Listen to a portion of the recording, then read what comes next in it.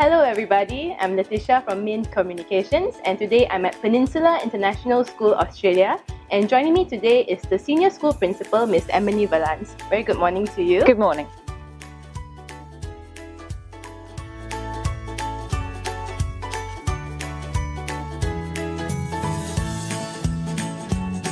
For people who are not familiar with it, can you describe the Victorian curriculum? So the Victorian curriculum was really produced to support development through years foundation to 10 in order to prepare students for the VCE, which is the Victorian Certificate of Education, which is basically the award that students will achieve in their final 2 years of school in Victoria. And probably one of the things that for me stands out with the Victorian curriculum and is why I'm really passionate about teaching it is it works on a learning continuum. So a student in year 5 might actually be a level 2 or they might be a level 10. We all know that children come to school with a whole range of different past experiences and different skill sets.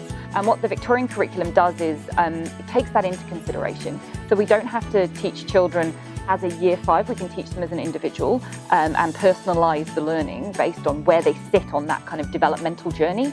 And for me, that's something that all of the modern educational research tells us is what we should be doing, but a lot of curriculums don't allow us to do. So the Victorian curriculum allows us to do that and be flexible. And does the curriculum have any core principles?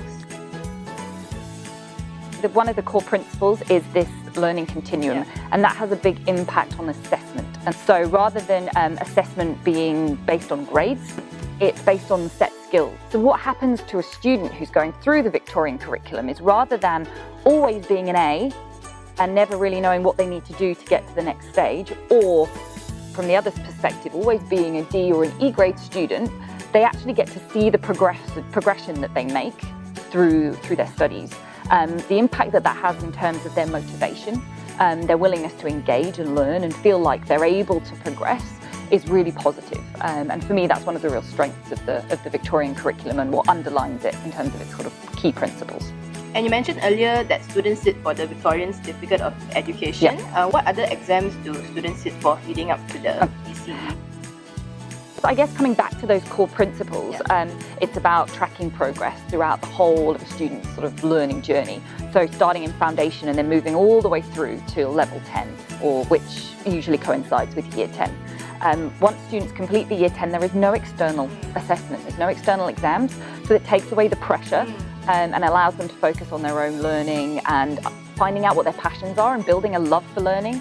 What then happens when they journey into year 11 is they start the Victorian Certificate of Education, which is a 2-year course, which concludes with external exams at the end of the year 12. Emily, and in your opinion, what are some unique characteristics of the Victorian curriculum? For me, the Victorian curriculum, one of its biggest strengths is these capabilities. So they look and focus on things like creative thinking, problem-solving skills, intercultural skills and ethical skills and understanding of the world. That and as well this focus on the individual and personalising learning. We can use the levels to identify where a student's at when they join us, to find them on that level, on that developmental continuum, and then direct our teaching and learning specifically to the needs of those individual students. That's a huge strength for this curriculum. And why should parents consider the Victorian curriculum for their children? Aside from the previous points that I've made, I think that one of the advantages for the Victorian curriculum, and specifically the Victorian Certificate of Education, is the direct pathway for universities in Australia. But it's also internationally recognised, so whether you want to go to university in Australia or Malaysia, the UK, the US, or wherever in the world, they all recognise the Victorian Certificate of Education as a suitable qualification for university entry.